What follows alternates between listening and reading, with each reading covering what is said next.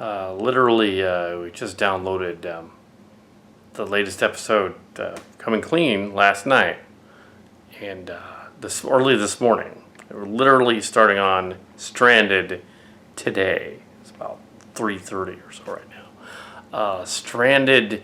The original script was Christopher Meadows. I tried to look up to see whether it's the same Christopher Meadows as the guy that died, and it's maybe not. Actually, it turns out that's a really common name. And the older guy that was Meadows, and the St. Louis guy, and the local guy that died, the St. Louis guy that died like 4 to 6 years ago. There's another one that died in 2004. There's another one that died in 2018 and was murdered. It was a local guy that was murdered. It's not the same guy. None of those are the same guy. I don't think any of them are. I think he's still around. Otherwise, his stuff wouldn't be on that site. It's just not on the boards anymore. It doesn't do it anymore. So yeah, the guy that wrote the original Stranded script is not actually dead. He just doesn't do it anymore for whatever reason. So yeah, the changes in the script story. We're not going to add anything to the beginning and the end. We're going to it's about 80 pages. We're going to take out the fact that it's a space bridge crossover.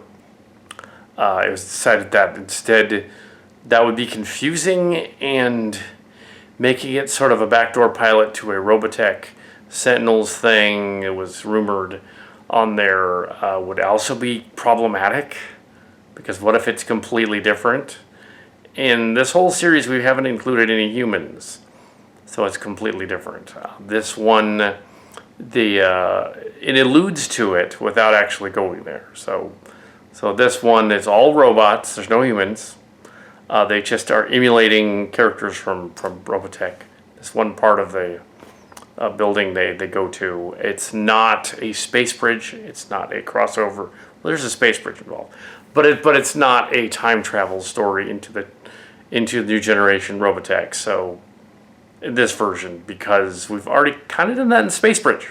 So it'd be like going back and doing Return of the Children, the Children of Shadow, Return of the Shadows thing again, and the End of the Circle again.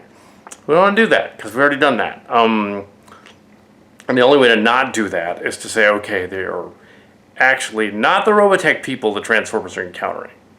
They are other Transformers that are simply copying them, emulating them on Earth. They're not supposed to be there. So this episode does take place on Earth. It's placed on an Atari island off the coast of Japan, better known in the Macross lore as Macross Island. That's actually the island they were thinking of. It's off the atolls. That's the one they were thinking of. It's actually a part of Tokyo. It's within the range of Tokyo, yeah. So they go to Tokyo in this episode, and we won't see it, but that's where they are. We'll just see hints of it. Yeah. So these other Transformers go there to stop an infiltration by apparently the Invid, who have arrived on Earth early in the 2020s, and they want to mess with the timeline. So they're sent in to Autobots, or an Autobot crack team is sent in to prevent them from messing with the timeline in our current century. Therefore, it makes it all right. So then it's not time travel. The Invid already time traveled, so that totally works. So they're already there in medias res. This was suggested on, well, not directly, but indirectly, on reading Rob Powers' space sci-fi cliches. Although a lot of the cliches aren't really, because they're like different versions of the same thing. Like overpowered character defeats all the bad guys, or overpowered character is a love interest of the main guy, or that's all versions of a Mary Sue. So that's all. We're talking about Mary Sue when we went on a tangent about that. And ironically, yeah, Corrosion of War, there's a lot of Mary Sue's in that one. The story that he wrote has the cliches, all of them. Yeah, he's still around. Anyway, so this will be a version of Stranded that you'll see, and yeah, so we'll see what happens. It could be an awesome idea. Yeah, by not having extra time travel, by having it be 2020. In Robotech lore, 2020 is allegedly the birth year of Lancer Belmont. Lancer. Who later would be in the Invid invasion in his early 20s. 2040 or so, when the Invid invasion happens. Well, the Invid have come back into time 20 years early. They're on Earth. So we'll find out what's going on with that. Also, we will hint at the possibility of a Sentinels thing, but we will not. That doesn't mean necessarily that there's going to be something. There'd have to be interest in it. There'd have to be a reason to do that. They're constructing a ship to escape the planet in the story. It's the SDF-3. The SDF, yeah, it's supposed to be the SDF-3, but it's their version of it. And that ties it into the Legato Carta Trans, of which this seems to be sort of a remake anyway. That was 97 that the story was written, so it's inspired by our trans story. I don't think directly, though. I don't think he knew about us, but we have borrowed elements of story in Space Bridge, so, and in Trans Tech, so it was well known. It was also part of the. I don't think Stranded actually did it. Make it into the Trans Tech 2003 magazine. It might have. I think it probably did, yeah. But there's no issues of that available, so don't ask. That doesn't exist anymore. It's gone. It was lost on a Sony Vaio computer conversion thing years ago. There's only pieces of it left. Mainly the movies, and of course the files from the original that we used to make this Alt Transformers MUSH thing. So we will try this. This is a Robotech crossover, sort of. It's Transformers visiting other Transformers that are emulating them, but it is not actually Robotech. So we can get away with that, because there's not actually a crossover this time. They're just there, because when you read the script, it's just... They're and I read through it.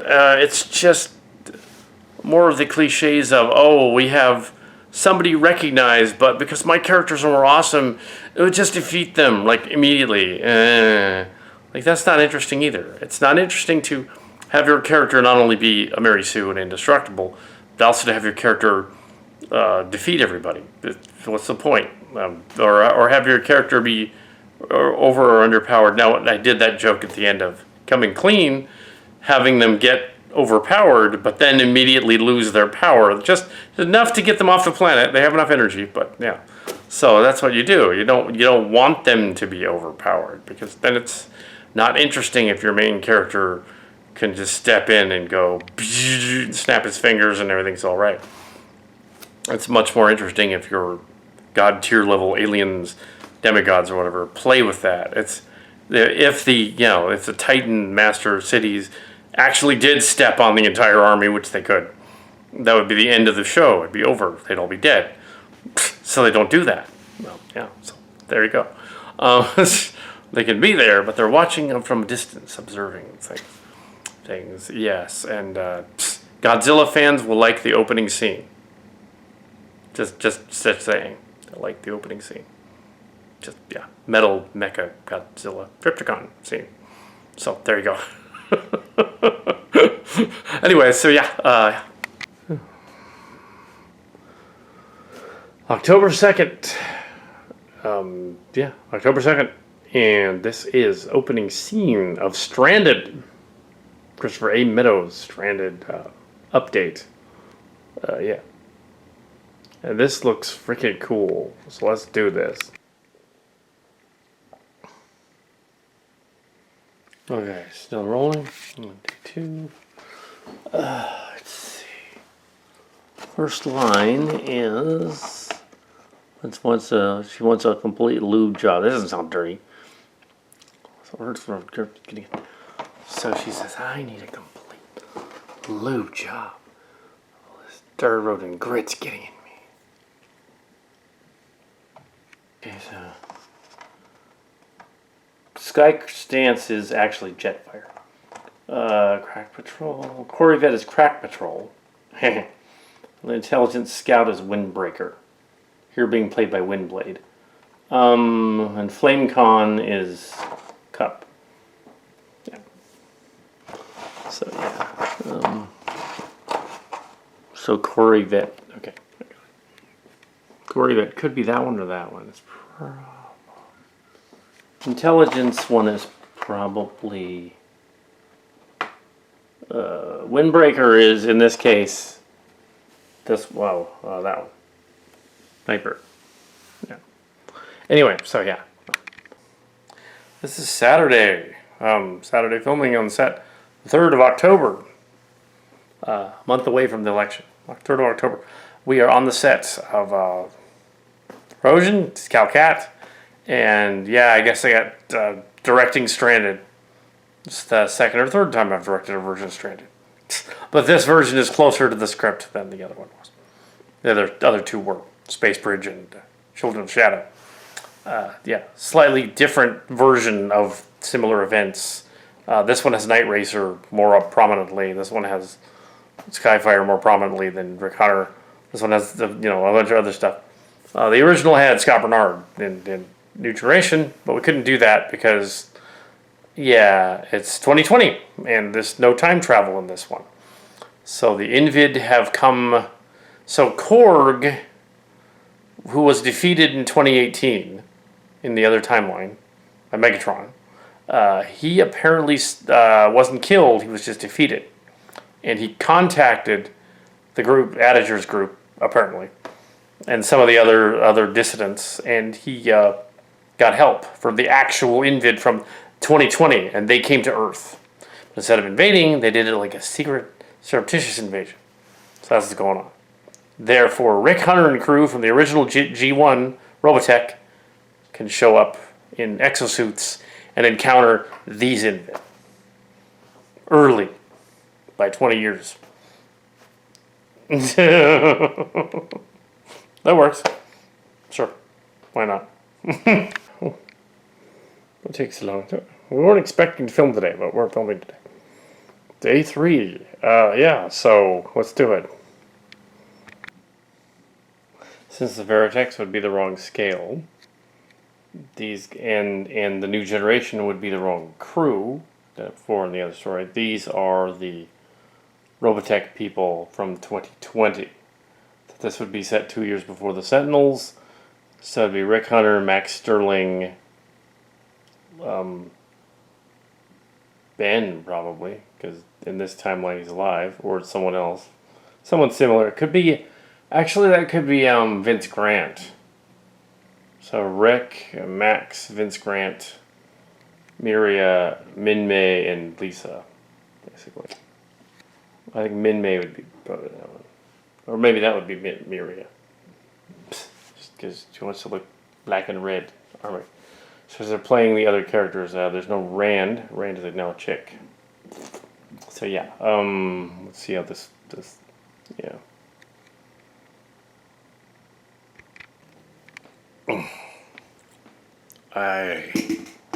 So that's Sunday. It's day 3. And this ties into what I was talking about earlier in the making of footage, so it's really nothing much to add.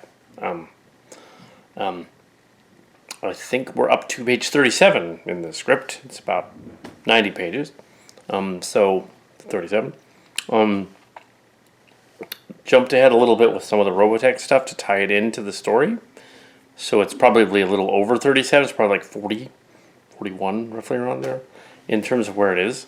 Because it's not supposed to be Scott Bernard and crew, it's Rick Hunter and crew. So it's Rick Hunter and Max and Ben, who was not killed because the events of Robotech didn't happen in the same way.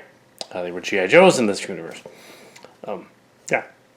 The Centrati came to Earth, but they sent an envoy ship to Earth instead, the Meltrandi ship. And the plague was infected the crew only recently, and apparently, yeah, it spread through G.I. Joe, and it apparently took out, and Robotech, and it took out, I'm assuming they're top secret, because, they're from another, they're not time trapped, they're just the other versions of them. So they're not really time trapped. They're them. It's Rick and Lisa and crew. 2 years before the Sentinels was launched, basically. The SDF-1 stuff did not happen as it was going to. Instead, it was delayed because there was never a Zentradi invasion because it never got the ship working. The ship is sitting in the harbor and the Invid are fixing it, which means it'll soon be working. And I will call forth the Robotech Masters and then the Sentinels. You could set this up for a sequel if you wanted one. It isn't official. But yeah, there was rumors about that. Oh, this is going to be the launch backdoor pilot thing going on. I think we even said as much. But I think at this point, it's probably not likely that it would be a backdoor pilot. Probably after the series is done, this season, that is, this block of stories, we could do a Sentinels era Robotech story with human characters, G.I. Joes, and they come back and they go on a space mission with the SDF ship. That would be cool. We could do that as use some of the other scripts that were left over for script fodder and characters and stuff. We don't necessarily need to write it. We just used other stuff that wasn't used. Yeah, I mean, we could write it again, but we don't have to. The Sentinels article is kind of told in book form, so, and the ending's already there. Everybody knows the end is the end of the circle. Of course, this version, we don't know the ending or the outcome. This version, 2020, is different from theirs. The Transformers were involved. The Transformers made peace with the Zentradi. Apparently, they're off to the side, and they got infected too in 2020 with the virus. They didn't cause it though; they just got infected. And Bretai and Dulz are dead, but apparently Chiron is alive and hanging out with Edwards. That isn't good. And Global died from the plague. So there's all these this is not 10 years from now. People will look back on this episode and the making of and go like, "What's he talking about?" Oh, hopefully they'll remember. Yeah, the COVID. Okay, that's what he's talking about. Yeah, that thing. Yeah, so he put it in the story. That's why there aren't any human characters in the series. There could have been. There could have been Spike and Daniel in the last one. They could have been in there. But no, I didn't want to introduce any humans. So in this version, they are robots or other Transformer mecha in the detected mech suits. Also, before I take off, because this is probably going to get long, the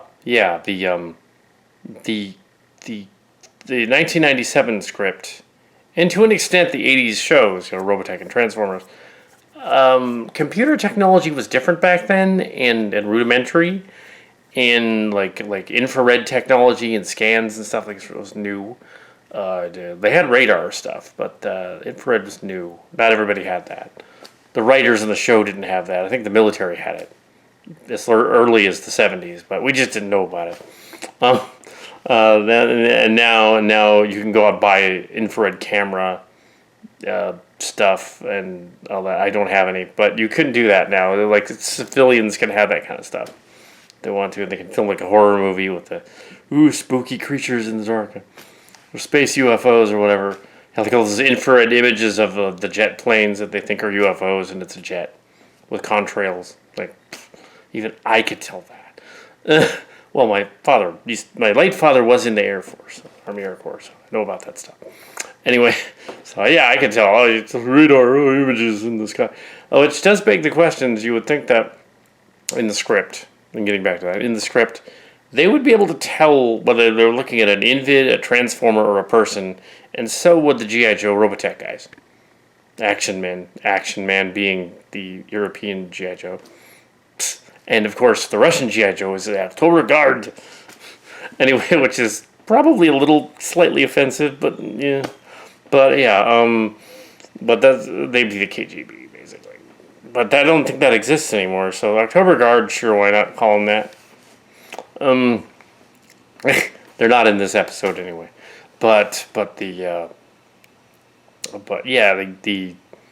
The idea that they couldn't just immediately scan them and go, oh, that's a Transformer over there, because it doesn't have Indian biosignature. They can tell just from scanning it through infrared and heat signature, X-rays, gamma rays. Maybe they got a device that detects that. The Invid are protoplasmic beings that can form into slugs or into people through manipulation of genes and stuff. So they're basically they're basically the thing from The Thing, pretty much. But they also have powers, and they can teleport and stuff. I didn't want to use that much, though. So the last episode of this segment, the teleporting away, was kind of a gag.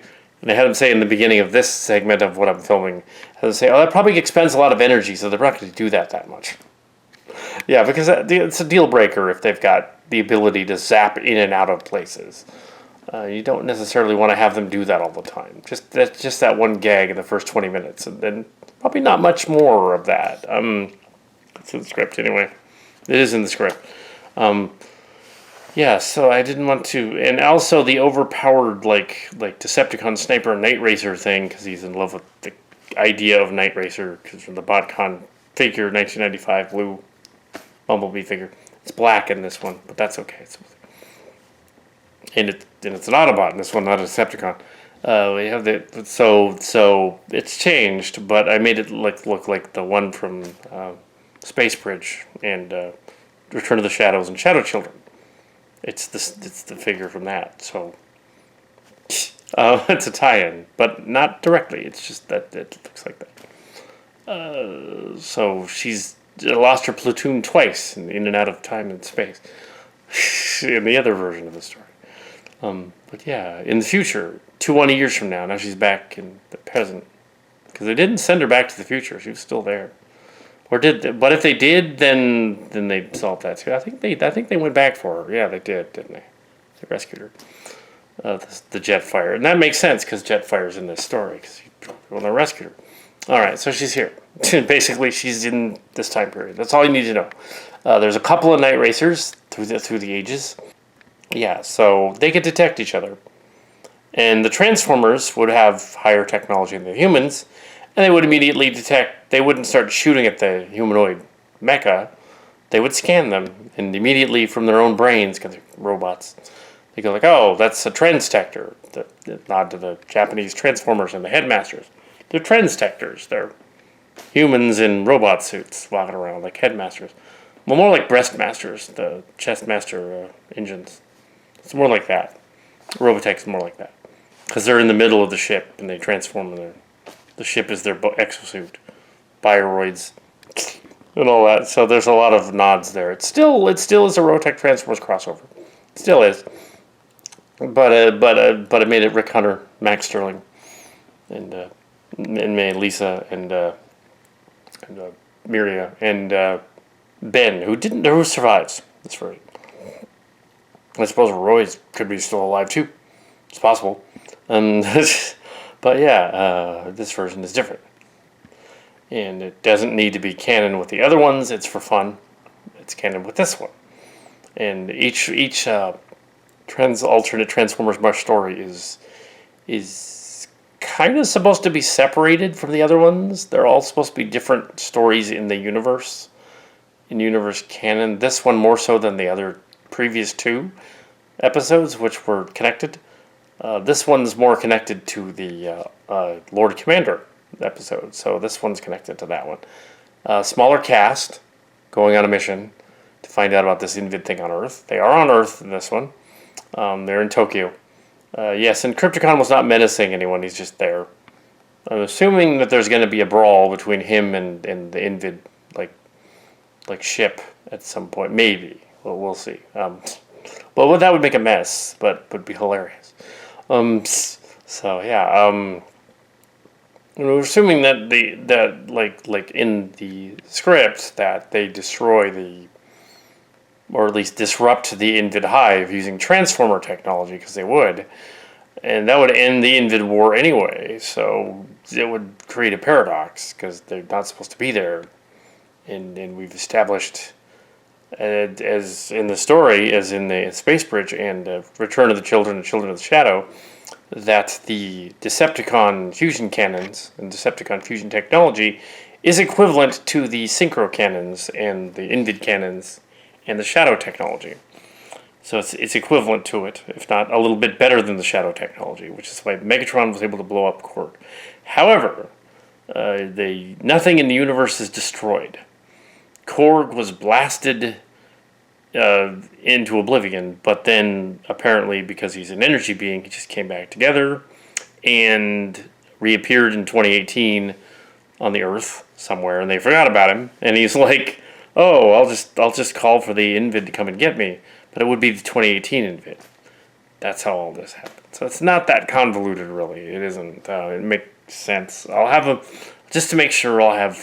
I think he explained that a little bit. I already did, but I'll have them clarify that a little later. So these are not the Invids that encountered them in the Generation Space Bridge.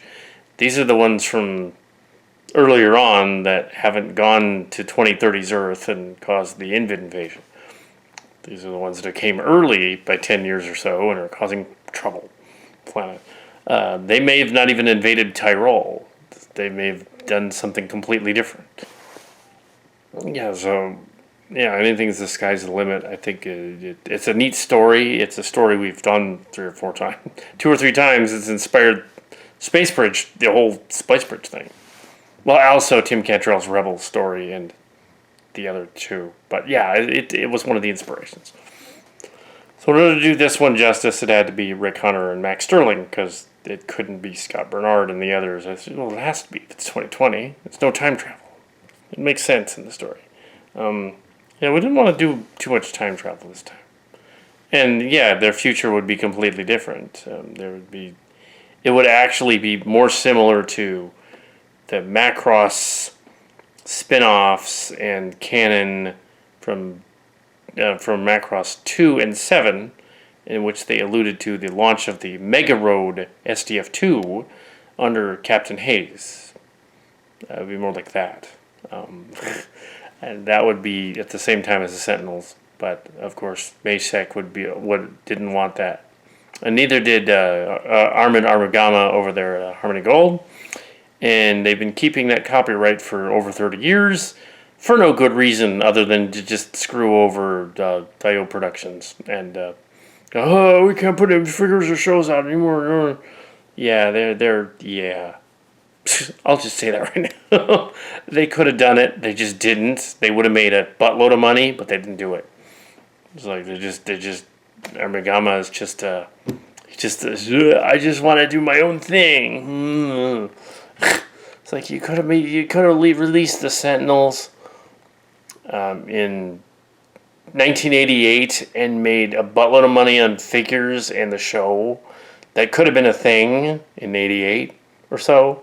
Could have done the whole thing. I totally would have been on board. There's lots of fans would have been on board. And it was almost famous back then, and you could have had me in it. That would have been cool. But no. Yeah, so come on.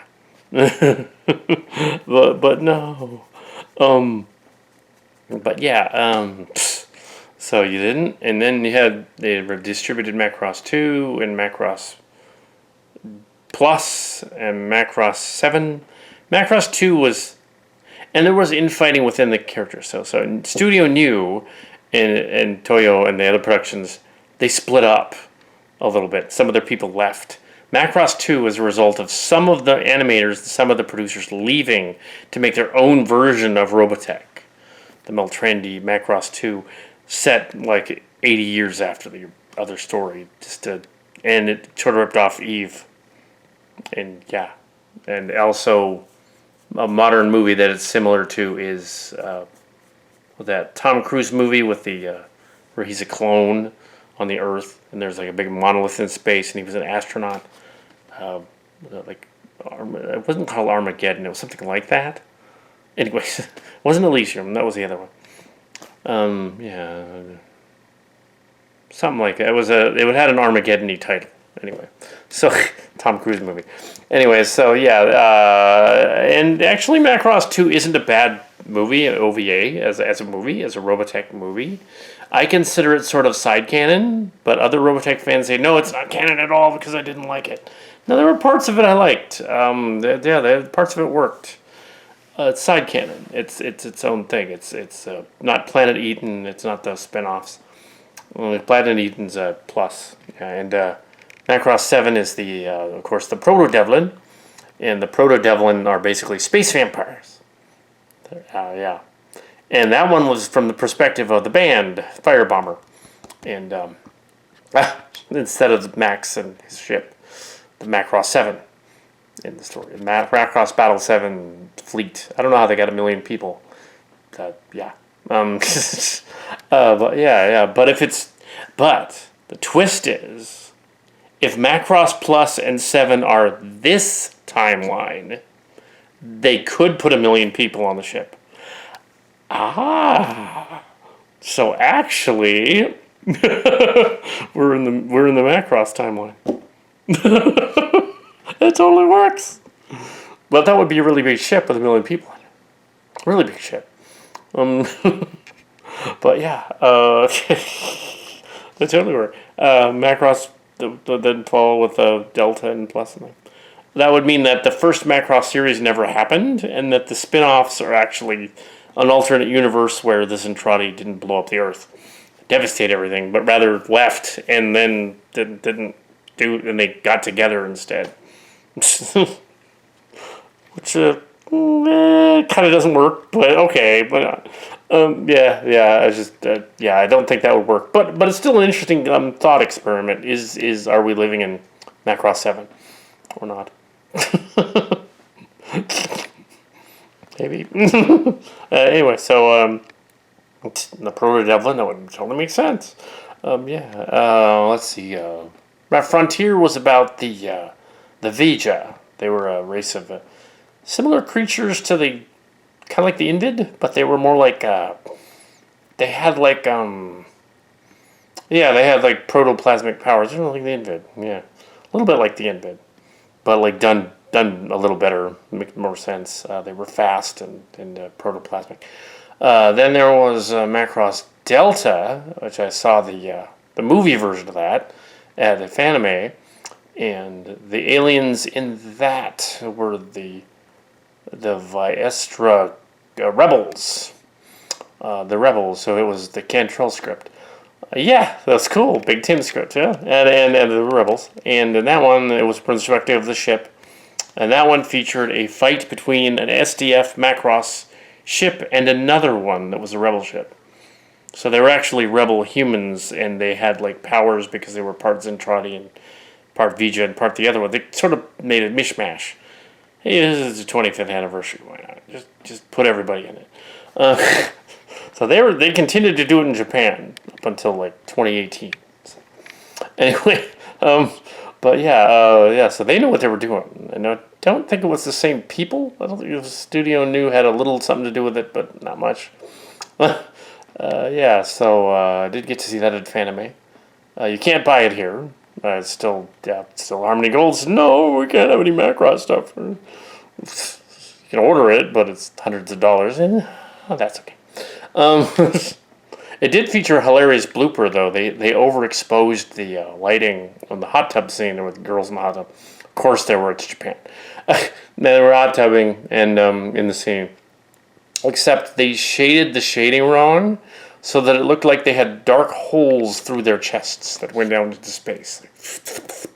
This one scene, they were trying to like shade in the light, and when they overexposed the light over them, it made the shadows on them made it look like they had holes going. Nobody noticed it, but they blew it up on the screen, and you could tell. You could totally tell. They messed that up because it's all animated drawing. It was free cell and it's CG made to look like free cell. So there's my Robotech thing, and here's going on from here. This is Kal Kat again. Greetings. On the set here. This was an interesting shoot so far. I've been doing it for about an hour today on the 4th day of filming. I decided to do a sort of a nod to how they figured out how the Invid could detect only protoculture from the original Robotech. Part of that is a translation issue, though, as was the rediscovery as was Rick Hunter being lost at the end of the story. And I know we've been through that before. What basically happened with the series Robotech is that it's actually 3 different series by Studio New Toy Productions. You have Space Cruiser, You have Super Dimension Macross. You have Space Cavalry Southern Cross, completely separate. You have the third one, Space Climber Matsupieta. The third one, the new generation. They were changed into Robotech, the Macross Saga, Southern Cross, and New Generation. There's at this point in history, we would be 20 years from New Generation, roughly.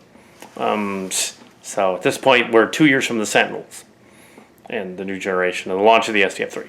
Anyway, but this is a different timeline where things have happened differently. Now, they would have figured things out quicker, but that's just because of a translation thing too. In the Japanese version of the in-bit invasion that is part of Space Climber Matsupieta, I have it. I have the Japanese and the American version with the subtitles. A lot of the events that happen in the American one are just a translation problem. And this is also the case, that the smell protoculture thing and the smell the fuel thing, that they don't seem to have like sensors. They don't see the target somehow. They did the Star Trek and the Borg a little later. Same idea, like they don't see them. But with the Borg, they established like something to the effect of, well, in Star Trek, well, these autonomous robot zombies don't consider you a threat unless you engage. So they do see you. They see there with your eyes and their sensors and all that. They just don't consider you a threat unless you engage. And that was the case in the Japanese version. It wasn't that they didn't see them and they had to use the protoculture guns and they could turn them off. It's that they didn't engage.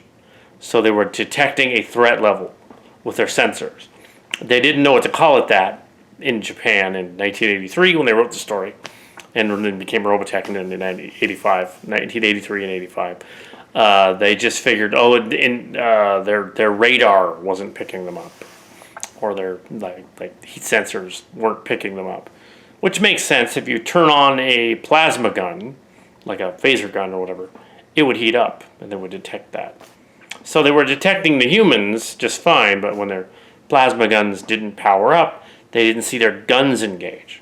That makes sense if they had that technology. So it wasn't that they didn't smell them or hear them and they were blind to them, like in the final episodes of the American version.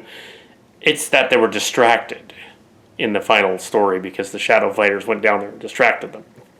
Still, the Expeditionary Force murdered the Shadow Fighters. What they should have done was just stop them. In the Japanese version, it makes more sense because the Expeditionary Force isn't Hunter's Expeditionary Force at all. It's just a group from Jupiter mission that comes there, and their commander is insane and evil, and he wants the Scorched Earth. That's kind of in the story. The Scorched Earth, the character, was it Reinhard? Yeah, Reinhard. And of course, that's why I threw in a Linsenbart joke in there.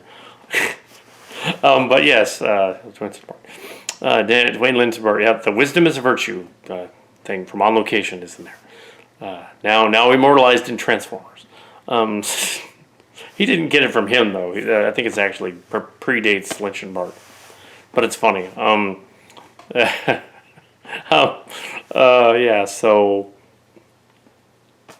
But yeah, the idea that they're completely complacent in being evil. So the one guy, Reinhardt's forces were in the other story were actually bad. They were supposed to defeat them so they could get to the Invid because they'd sold out. That was more clear in the Japanese version. Basically, they were going to side with the bad guys while they were doing their attack. So that's a little different. Even the cowboy episode went there and said that. Even the Lunk episode about the cowardice went there and did that. But it's not in the American one. In the American one, it's, the Lunk, there's a line about cowardice in there once, maybe twice. Twice, yes. Wolf and Lunk. So the human expedition that went into space went a little crazy and came back and said we're going to just scorch the Earth with nukes because they represented that group. So that's what was going on in the final story. And also, there was no Rick Hunter there at all And it wasn't Rick Hunter's force there at all in the Japanese one, because he wasn't in that version. So that was not a cliffhanger in the Japanese one. It's just that, oh, the force showed up and then Scott Bernard's going to go back to Mars. That was the original ending. But we had to tie it into Robotech, even though it isn't really Robotech at all. It's the in-bit invasion. But they tied it in, so that's the way it goes. I brought Rick Hunter back in Trans-Tech. Mark Cards and I brought him back. And he did a whole series called Space Bridge. You can go back and watch that. So everybody's back. And actually, Lancer's birthday is in 2020. So there you go. Lancer Belmont would be, about 20 when the story happens. So 20 years from now, in 2040, he'd be 20. 19 or 20, yeah. That works. Okay, so, that's pretty much it. Is it day 5? Day 5. Day 5, right? This is Kal Kat, the Kal Kat's turn. And we just got up to page 65 in the script. And day 5, went quite along. We did most of, I guess, day 4 and 5 are pretty much 40 to 60. Day 5 is, there's some condensing going on because we had to change some things around, put them in the cast. Actually, the scene with Lunk and them is actually consistent. That one group goes and does the raid. The others stay behind. We had to put them together in the story because we needed the other stuff to get them there. It should be fine. I will have to watch the dailies. We can always reshoot other scenes later, tomorrow. We don't need to reshoot them tonight. I don't think anybody was blurry. That's good. And we had Tommy Wiseau back, and we tore off his head, but then I decided that Tommy Wiseau was back, but we decided that he didn't need to be destroyed. Rather, they used him to get inside the cargo bay, which is similar to the scene in the script, which had them using the one as a decoy. I think it was Lunk in the script. They used it Ben in this version. I might call him Lunk in this. I don't know, but maybe that's what they called everybody who was a Ben. So.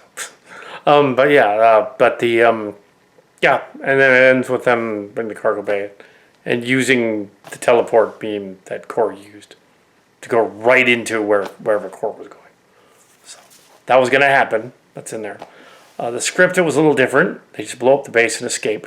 But they do go after Korg. So I just decided, maybe use the teleport beam right here. I mean, that would be cooler. Because then, you don't want to use it a lot, but you can use it there because the gag is funny. Because he's using the classic transporter trope, which they used in 4 of the Star Trek movies, where the captain beamed out in several episodes of the show. It's if you have the transporter and the captain is about to die, and it's a cop-out when he beams off the bridge or whatever, the enemy ship. It's that's kind of a cop-out. It's you're kind of just saying, well, yeah, but I'm playing with that. I'm playing with that because they discussed irony and karma and the elements of that in there. Because we're discussing irony and karma today, so there was that sort of that. It was brought up on the Trevor Noah show, and then it spread all over the internet in regards to President Trump catching the virus that he played down. That's irony, not karma. It's not karma because the universe isn't out to get him. He did it to himself, so it's not. It's irony because he did it to himself, and it's to dark or comedic purposes. So dark purposes in this case. If you give it to yourself and if you give yourself something and play it down, then that's irony. You kind of walked into it. It's okay, sort of when you have a taekwondo sparring class and the guy walks into your foot, you didn't even kick him. It's kind of like that. It's why did you walk into the foot? It was right there. You could block it. But don't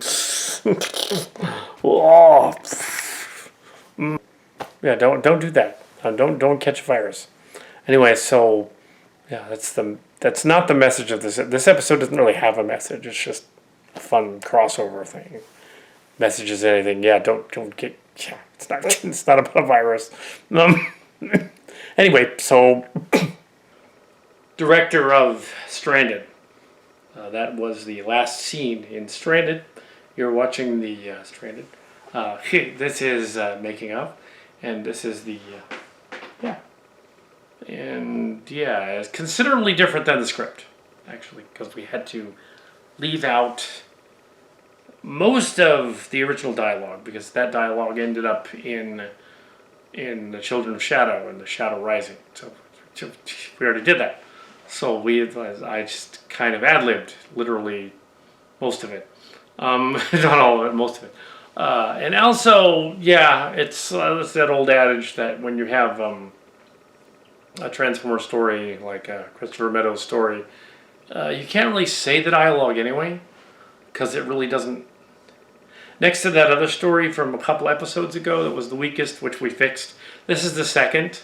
The other ones are all good. This one was a little odd. I didn't realize how odd it was until we went through the dialogue, and it was like, oh, this isn't. Parts of this are just wouldn't work. Mainly because it's not Scott Bernard and crew from New Generation. It's Rick Hunter, so they would have different personalities. However, he didn't really nail the traits of Scott Bernard and crew either. So I just used a bunch of Transformers, and also Transformers as Rick Hunter and Max Sterling. The Rick Hunter and Max Sterling, if you're interested, are Transformers Prime. I believe that they are Jetstorm and Jetstream from Transformers Prime. I think that's who they are. And he was trapped in the other parallel dimension and everything. So I think that's who that guy is. No, if you want to go get him as a toy, it's Transformers Prime figure. It's probably on Amazon. It's probably still available. Probably kind of pricey. I got them back in the day when they were about $12 at Target. I think it was either Target or it was probably Target or Walmart. The other two little pretender jets were Miria and Marlene, Miria and Minmay, and the other one. The Minmay one is actually the partner of Kitty Kitty in the story, and the actor as well. Anyway, so and the actor as well. So yeah, it's not really Minmay, obviously.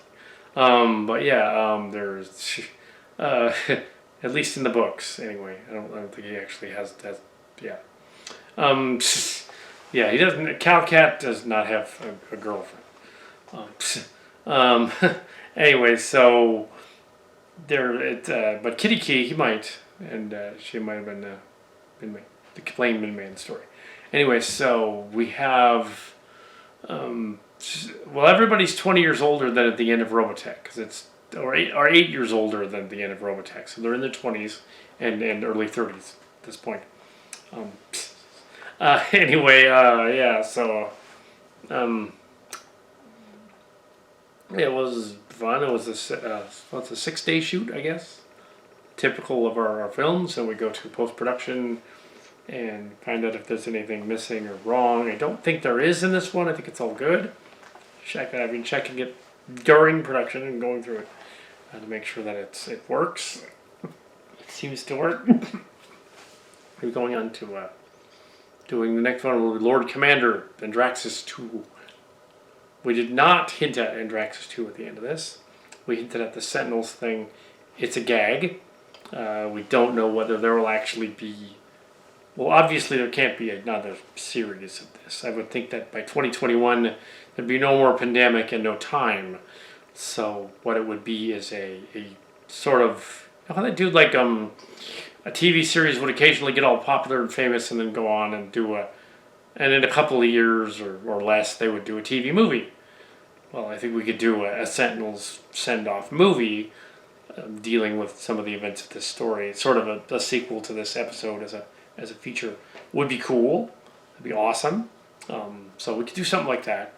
And it would be probably based on one of the other existing scripts because, yeah, it's easier that way than writing. Oh, yeah, I could write them, but it's easier. Other people have come up with very similar ideas, so I just say, let's use them. In this case, Chris Meadows' story. The guy turns out he wasn't dead. He was alive. Yeah, and we couldn't use the same dialogue. That was another reason. So yeah, if we just like based on the premise by Chris Meadows. So yeah, Night Racer is in it. The Black Night Racer with a gold stripe. And in this universe, It's not 20 years later and she doesn't end up dead in the other timeline, or she doesn't kill off half of her colleagues in the other timeline, like in the other story. Her platoon was killed. This version, because it's 20 years earlier, that doesn't happen because she's got friends with her that keep it from happening. Yeah. So otherwise, the evil Skylink. We introduced the Skylinks.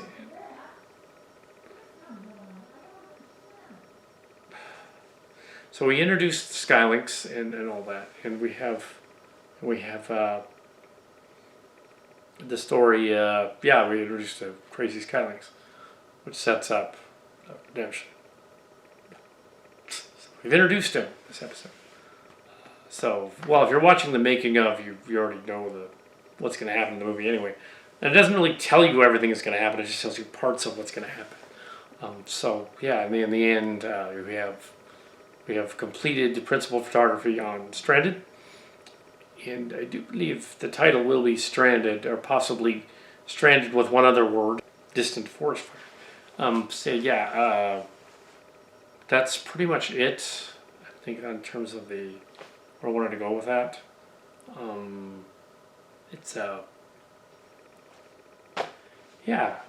Transform your world, and so this was one of the easier ones to do, or of course of time. Typical to our scripts, it takes about a day to do about 20 minutes. So something like that, 15 to 20 minutes, let's say. Yeah, probably closer to 10 and a half minutes, so that would be like 70 minutes in 7 days. 70, it's probably closer to that. We could be faster, but we're not. I want to make sure all the scenes look good. Check the dailies. Very self-contained episode. It's a bottle show. So we call it a bottle show in the business. Okay, you have two kinds of shows. You got your planet. You got your planet, the Next Generation and Deep Space Nine Voyager days, and Enterprise. You have your bottle show. Those are shows that are entirely filmed on ships. Bridge, the corridors, or whatever on the ship. The bottle show, the ship. And they reference Ship in a Bottle episode. And the ship, and the number of those. The ship, ironically, was filmed in a ship and on a planet. So, the bottle show or your Planet Hell show, or your planet set. You either write a ship or a ship show. So this is day 7? Yeah. We actually have some pickup scenes. Day 7. I'm going to do them. More following some of the dialogue in the script. So this scene will take place after the second teleport, scene 2, or at least day 2. It's probably still scene 1. They got back together at this point, and they didn't establish what they saw. I don't want to do that though. What I want to do is this scene here. So that's what we're going to do. Okay, this next scene is around page 30 to 33 in the script. So it'll be the beginning of the middle act. This is a scene addressing the robots with her hero complex. It's important to the script because it's never brought up again. And this is why. So here we go. So, this is roughly the middle of the story. 40 pages, roughly. It's a scene before the scouting parties break up, so they're just still together. And this is a scene that was Sky Stance in the script. Should be Sky Stance. The other scene with Jetfire and the other guy didn't fit here. This is a scene with some of the other ones addressing their motives again, to convey that our other heroes here have been in the background the whole time. They're just not main characters while the Robotech people are on screen. Yeah. So. Okay, in this next scene, we have the ship escaping without the Autobots, and we have Triptychon and Metroplex. And we have Skylinks escaping the dead ship over there, which isn't in the shot, because why should it be? It's a little weird. Yeah. I mean, we could put it in the shop, but I think it would just make it too busy. So yeah, they're other ship. I guess I could kind of do that, but it would look weird. The scale's all weird. Yeah, look. That's really cool. Yeah. Well, obviously, we needed that last part because there's no ending. Yeah. Yeah. So now there is more similar to the script, actually. Script. All this was meant to be was day 7. It was meant to be scene uptakes that make the story a little clearer.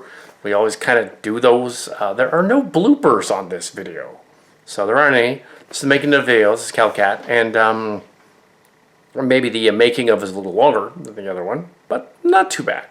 Yeah, Stranded, fairly by the numbers script. Transformer story. He wasn't trying to be florid. He was trying to introduce his own Mary Sue characters, but trying to be florid, which is fine because we've done that too. Wasn't as much Night Racer as he thought was in it. I included Night Racer and the other Night Racer in it, but mainly it was about the other two that were interacting with Night Racer.